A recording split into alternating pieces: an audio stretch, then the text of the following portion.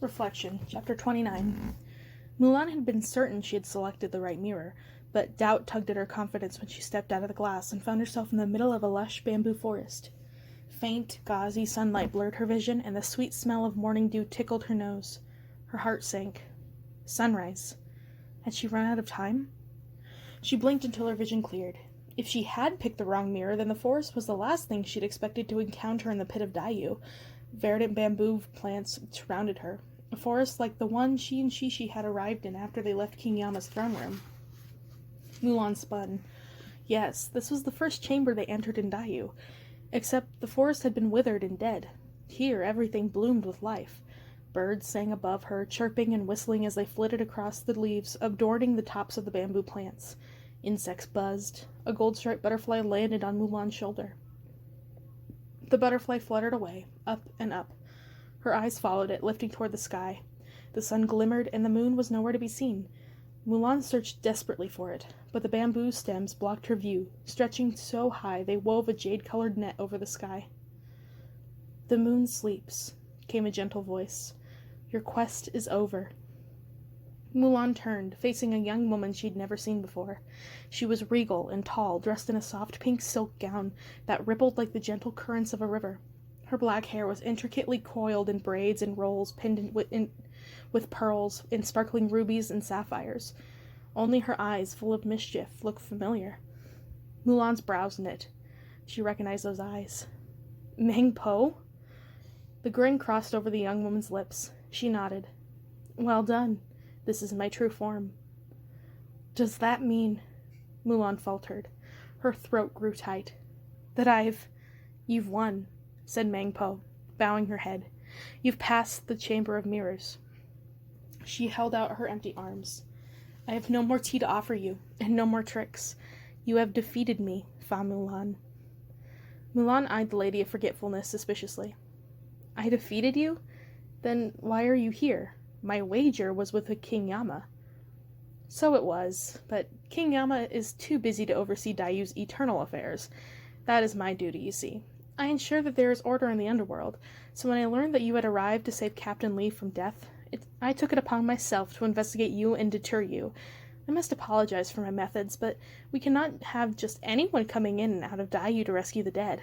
That would disrupt the very balance of heaven, earth, and Daiyu." Mulan felt a rush of understanding. "You must have been angry with me." "You challenged me," Meng Po allowed, "which happens very, very rarely. I was angrier with King Yama for allowing a mortal into the underworld." Her mischievous eyes sparkled. "But I agree that the captain still has much to do on Earth in his life, so a part of me was relieved that you have succeeded." "Where is he?" Meng Po stepped aside, revealing a path behind her. Mulan was sure it hadn't been there moments ago, but now, nestled among the bamboo, was a thin bridge overlooking a clear, tinkling stream. Two phoenixes guarded the left and right side of the bridge's entrance, their fiery wings magnificent against the sunlight. "Is that the Bridge of Helplessness?" Mulan asked. Meng Po chuckled.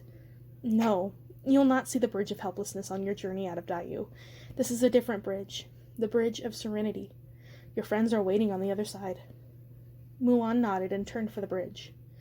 "A word before you go," Meng Po requested. "I may not have a chance to speak with you again, not for many years." Mulan paused. "Yes?" "You are a worthy opponent, Fa Mulan. I have worn 1,000 faces, but even I did not see through your disguise right away." Meng Po folded her arms, her long sleeves drifting in the wind. "You surprised me, and given I've made my home among the ghosts and creatures of the underworld, that is a difficult achievement indeed." Mulan's lips parted, but she didn't know what to say. Meng Po raised her arms. At once the gashes in Mulan's skin healed, her wounds closed, and the dull pain in her ankle vanished. The rips and tears on her sleeves mended themselves, and her soldier's uniform, which had seen battle on Earth as well as in the underworld, began to shimmer, until the simple muslin and linen cloth became a rich forest green silk. Her tunic lengthened, stretching until it flared behind her calves. Fitted over her chest was the finest armor, emblazoned with pink lotus blossoms and a red dragon.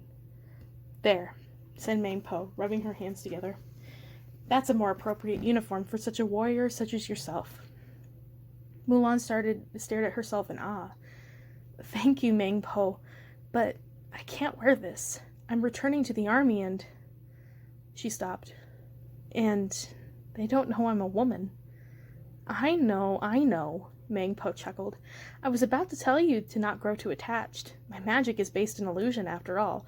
But you shouldn't reunite with your friends and see King Yama in those rags. Now, Mangpo gestured at Mulan's sword, which had reappeared at her hip in an exquisitely carved wooden scabbard. Tell me where you found this sword. Mulan passed it to her. On the Mountain of Knives.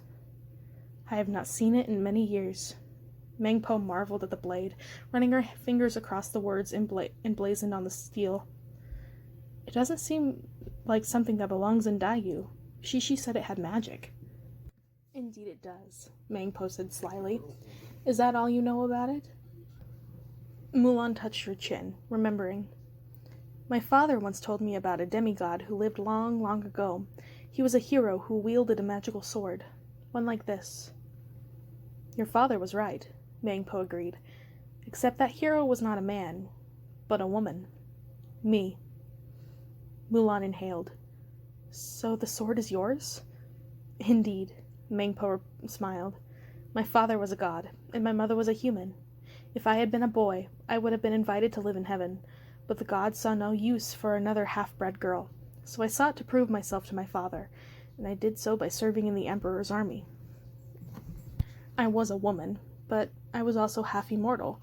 The Emperor could not refuse my service, but they did not mean the men respected me.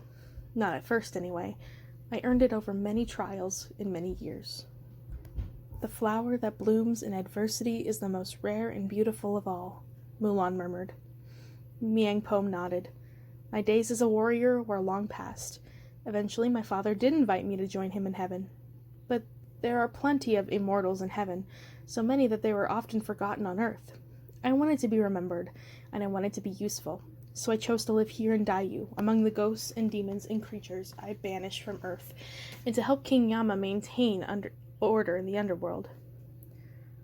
So the hero of legend, the demons on the cauldron, had been talking about was Mangpo. Mulan would never have guessed. She could scarcely believe this woman was the same person who tried to trick her multiple times in Dayu. She also couldn't believe she was warming up to her. But I thought only a demigod could unlock the sword's power, Mulan said. That is not true, replied Mangpo. Only someone with a hero's heart could do that. A heart like yours, Mulan. She paused before continuing. Your heart has been tested and you have come far, but not every fight is fought on the battlefield. There will be more to come for you and those who follow you. Do not let yourself be forgotten, Fa Mulan, and do not forget, you are not alone.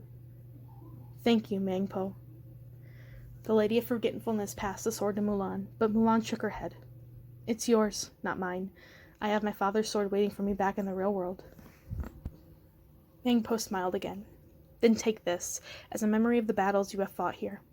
The sword disappeared, and its place was a magnolia blossom. Its petals were soft and pink like a plush of a peach. Mangpo tucked the blossom behind Mulan's ear. There, a reminder that where there is beauty, there is also strength and courage and resilience. Thank you, Mulan whispered. Mangpo gently tilted Mulan's chin up. Wistfulness touched her face. King Yama will have a difficult time judging you. I'll wager he's relieved he won't have to do it today. What do you mean? Asked Mulan, confused. We here have a saying. Only the brave may enter, but only the worthy may leave. You have achieved something few others have, Mulan, and shown us that your heart is true. You and your friends will have many more trials to face on Earth, and I can only wonder what King Yama will do with you that one day when he returns to Dayu for judgment. Whether he will send you to me to be reincarnated, for it is clear you are a hero who could do much on Earth in yet another life, or whether he will reward you with a passage to heaven. She lingered a beat in thought. I suppose we'll just have to wait.